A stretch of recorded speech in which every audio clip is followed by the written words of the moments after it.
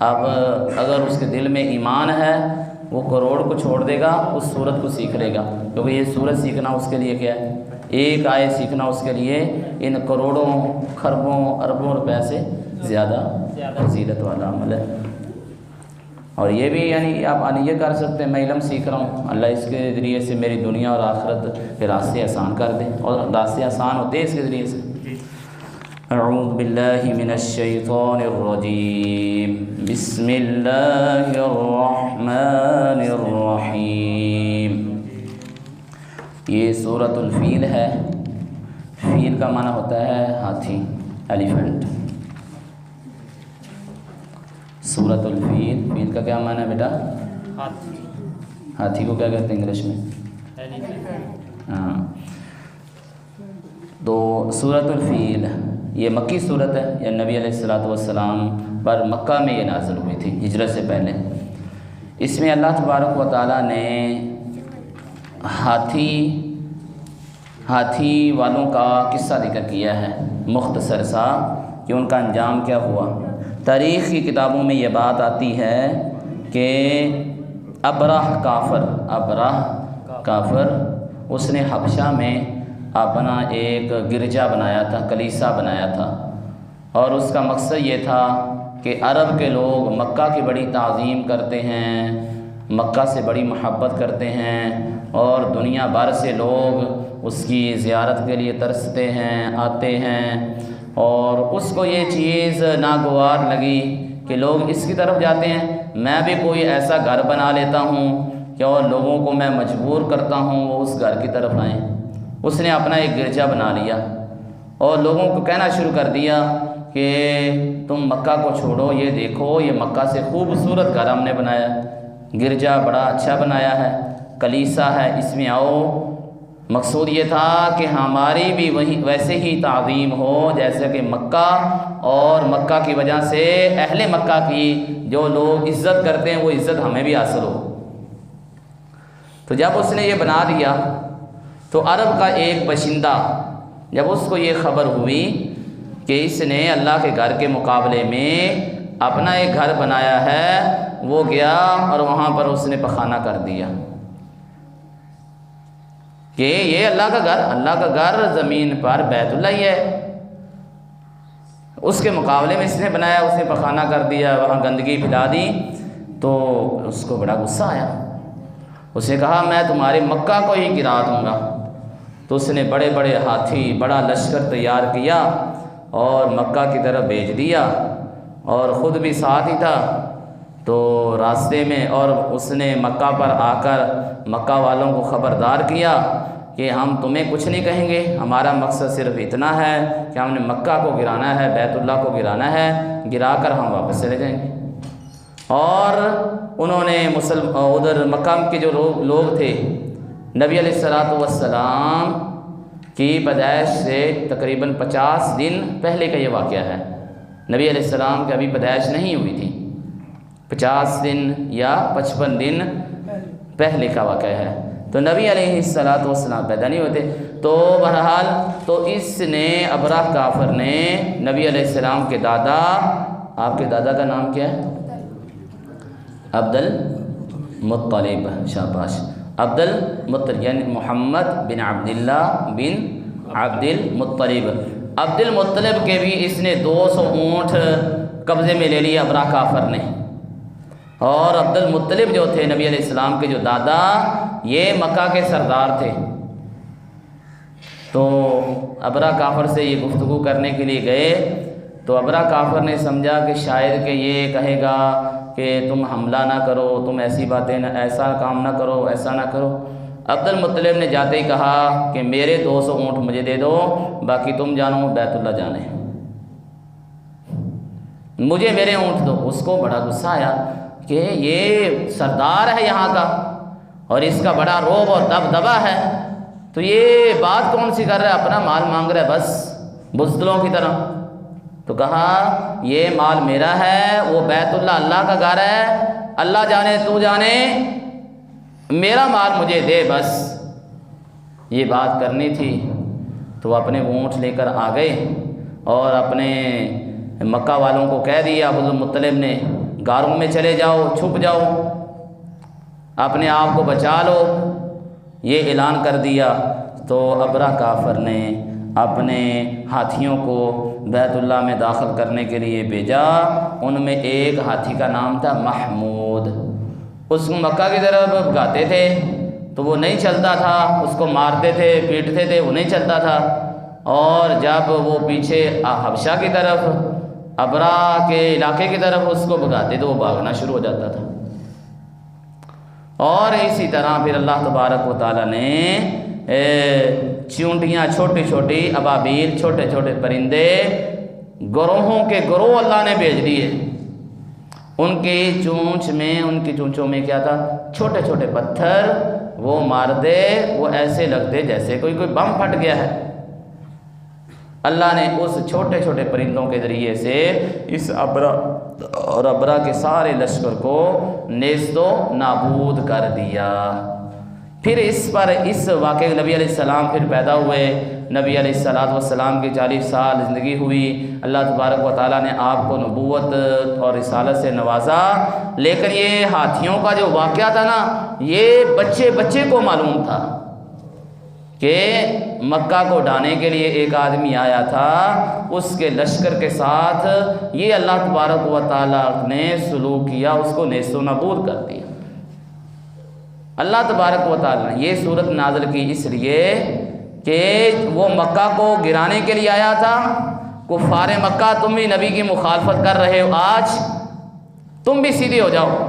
اللہ چھوٹے چھوٹے پرندوں سے اپنے دشمن کو مار سکتا ہے تو تمہارا حال بھی یہی ہوگا اگر تم اپنی کرتوتوں سے باز نہ آئے۔ ایسا ہی ہوا غزوہ بدر میں، ابو جہل، عتبہ، شیبہ اور بڑے امیہ بن خلف، بڑے بڑے لیڈر جو اپنے آپ کو سمجھتے تھے، چھوٹے چھوٹے بچوں کے ہاتھوں سے قتل ہو گئے۔ معاذ اور معوذ نے ابو جہل جو کہ چیف ہے، ان کی قیادت کر رہا ہے، وہ 2 بچوں کے ہاتھوں سے مارا گیا۔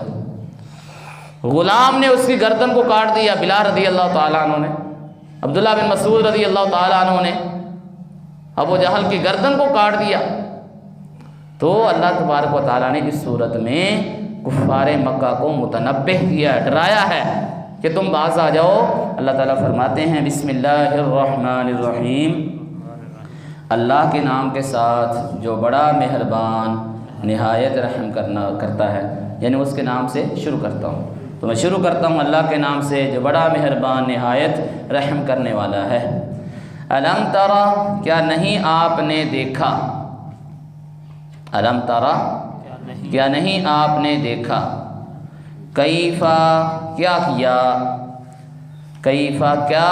فعل، کیا، ربک، آپ کے رب نے۔ الم ترى، کیا نہیں آپ نے دیکھا؟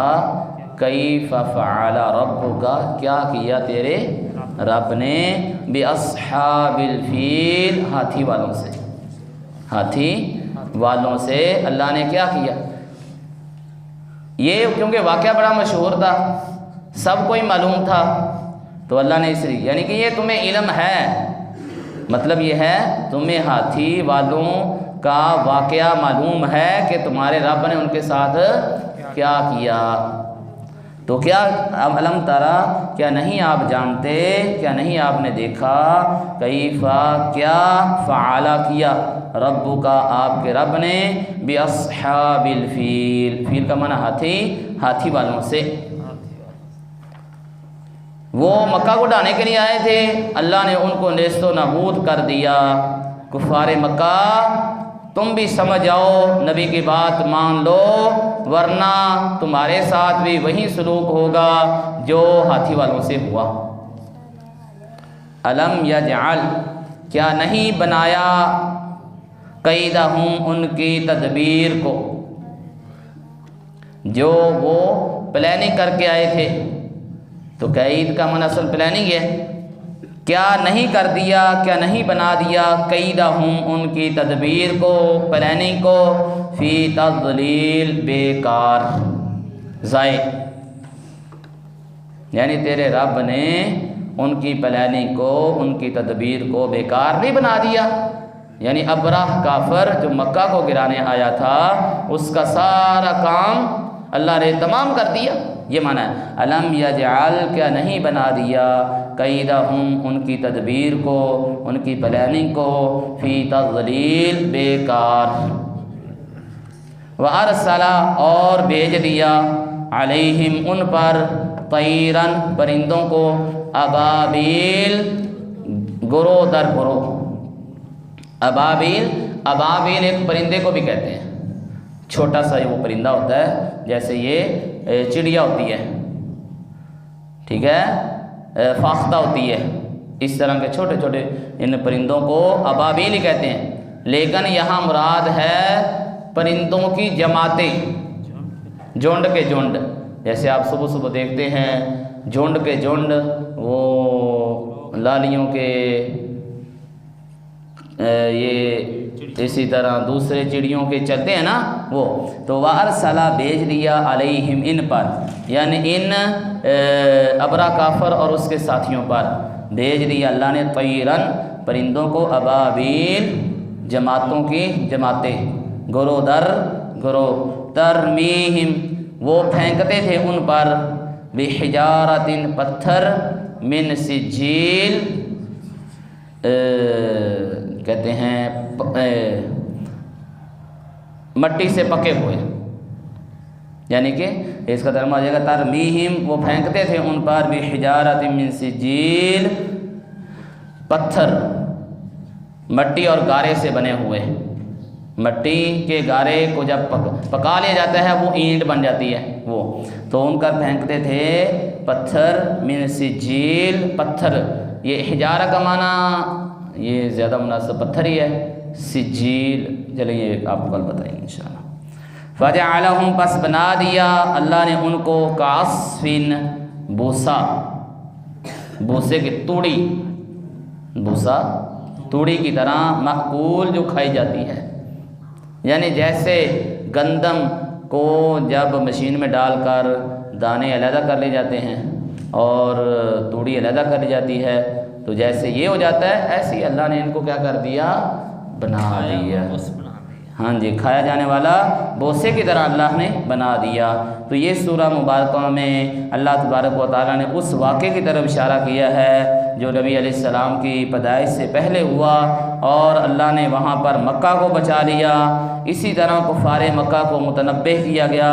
اللہ تبارک و تعالیٰ اگر مکہ کو بچا سکتا ہے, ان کی حفاظت کر سکتا ہے, تو اللہ تبارک و تعالیٰ اسی طرح اپنے نبی کے ماننے والوں کی بھی حفاظت اللہ تبارک و تعالیٰ فرمائیں گے. اور اللہ تبارک و تعالیٰ نے حفاظت فرمائی. تو دوبارہ اس کا ایک دفعہ ترجمہ دیکھ لیتے ہیں, بات ختم کرتے ہیں. الم ترى کیا نہیں آپ جانتے, کیا آپ کو معلوم نہیں, کیف فعل ربک باصحاب الفیل کیا کیا آپ کے رب نے باصحاب الفیل ہاتھی والوں سے. الم یجعل کیا نہیں اللہ نے بنا دیا کیدہم ان کی چال کو تدبیر کو فی تضلیل بیکار. ورسلا اور اللہ نے بھیج دیا علیہم ان پر طیرن پرندے ابابیل گروہوں کے گروہ, جھنڈ کے جھنڈ. ترمیہم جو پھینکتے تھے ان پر بحجارۃ کھنگر من سجیل پتھر سے بنے ہوئے. سجیل کہتے ہیں پتھر, کھنگر پتھر یہ ہے معنی. ترمیم وہ پھینکتے تھے ان پر بحجارۃ ایسے کھنگر من سجیل جو پتھر سے بنے ہوئے تھے یا مٹی سے بنے ہوئے تھے. سجیل کے دونوں ہی معنی ٹھیک ہیں. من سجیل مٹی سے بنے ہوئے پتھر, یعنی مٹی کو جب آگ میں پکا لیا جاتا ہے تو وہ اینٹ بن جاتی ایسے, یعنی چھوٹا سا وہ کنکر وہ ایسے لگتا تھا جیسے کو اینٹ لگ گئی ہے.